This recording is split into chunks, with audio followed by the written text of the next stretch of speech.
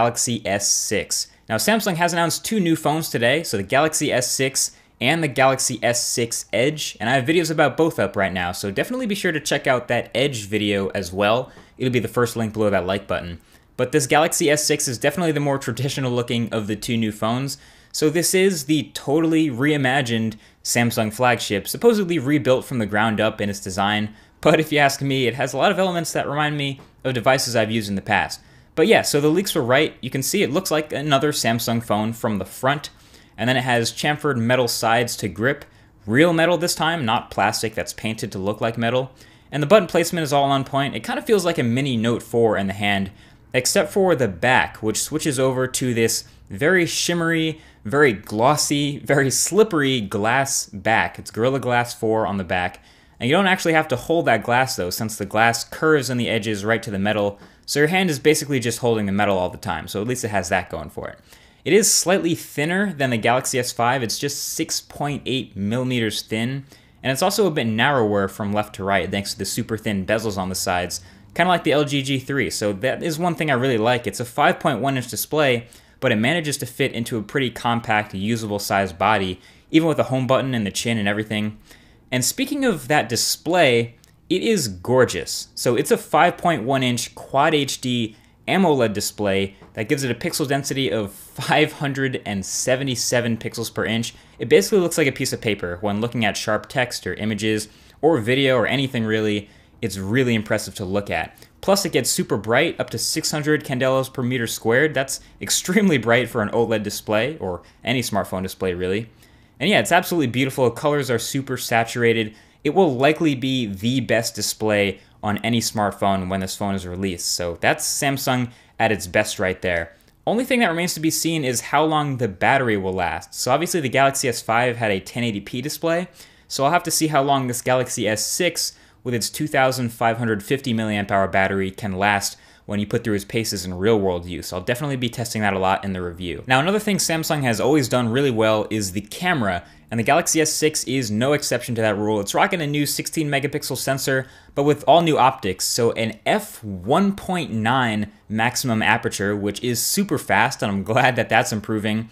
And so that combined with optical image stabilization should make some awesome images and video, and should be even better in low light too. There's also a shortcut to it just by double tapping the home button from anywhere, so it's kind of like that Motorola double twist, and it's actually pretty fast. So if some action unfolds in front of you, you don't have to think twice or anything, just double tap the home button and you can take a photo in probably a matter of under a second. It's also capable of 4K video again, and yes, I know the camera protrudes a little bit on the back, and people have been talking about that a lot, but at least it's right in the middle, so it doesn't really affect a lot. It doesn't affect typing when sitting on a table. I tried that, so it's not really as much of a big deal as some people have made it out to be. Also, you get a very wide-angle front-facing camera too, which also has an f1.9 aperture, plus some neat selfie tricks, so you can use your finger to tap the IR sensor on the back of the phone to take a photo, since it's sort of a natural place for your finger to rest. So it reminded me overall, this phone, a little bit of the Nexus 4 with that glossy glass back, which by the way is a serious fingerprint magnet.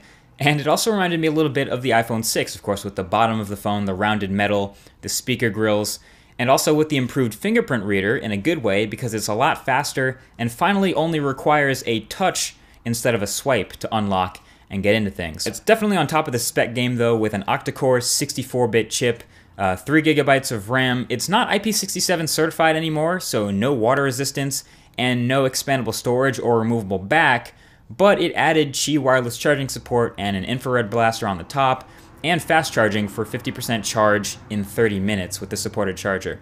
Now, Samsung promised me something when they told me about this phone. They told me they cut down on the excess software by 40%. And I don't know how you measure that, but we all know by now that TouchWiz is infamous by how heavy it is, how slow it can make phones feel, and also how ugly it is. Now, unfortunately, it's still not pretty. It's running on top of Android 5.0 Lollipop, so there are, little flatter elements here and there. You have some material design once in a while, but you still have a swipe over to Samsung's My Magazine. You still have all of Samsung's ugly stock icons and Samsung's wallpapers, and still have some preloaded apps, like a few Microsoft ones, and Samsung's Milk Music. So it's not totally gone, but at least it feels fast. I was actually genuinely impressed just scrolling around through home pages and opening and closing apps and flying through multitasking at how smooth and quick the software glided through everything. Animations didn't stutter, there wasn't really any lag either, so I can't say that about any other Quad HD phone, even my Nexus. So this is definitely the smoothest Quad HD phone out there, which is promising.